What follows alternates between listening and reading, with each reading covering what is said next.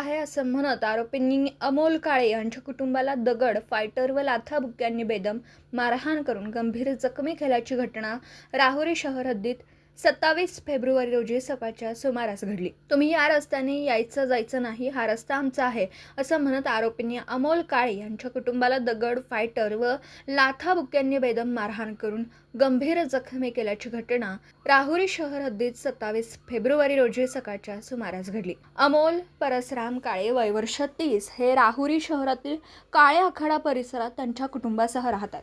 27 February रोजी सकाळी 8:30 वाजण्याच्या सुमारास अमोल काळे हे मोटारसायकलवर शेतातून चारा घेऊन येत होते.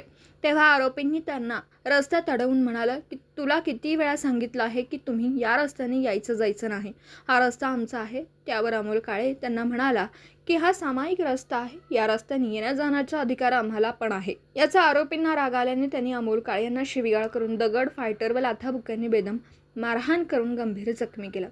आरडाओरडा ऐकून अमोल काळे यांची पत्नी कल्पना, भाऊ सुनील, वडील परसराम, आई सुमन हे तेथे आले. त्यांनी आरोपींना समजावून सांगण्याचा प्रयत्न केला तेव्हा आरोपींनी त्यांना देखील शिवीगाळ, दमदाटी करून दगड, फायटर व लाथाबुक्क्यांनी मारहाण केली. तसेच तुम्ही जर या रस्त्याने ये-जा केली तर तुम्हाला आम्ही जिवंत ठेवणार नाही अशी धमकी दिली. मारहाणीमध्ये अमोल काळे यांच्या पत्नीच्या गळ्यातील पोत तुटून गहाळ झाली. अमोल परसराम काळे यांच्या फिर्यादीवरून राहुरी पोलीस ठाण्यात आरोपी अनिल आदिनाथ काळे, विलास आदिनाथ काळे, आदिनाथ निवृत्ती काळे तिघे राहणार काळे आखाडा तालुका राहुरी यांच्यावर गुन्हा दाखल करण्यात आला.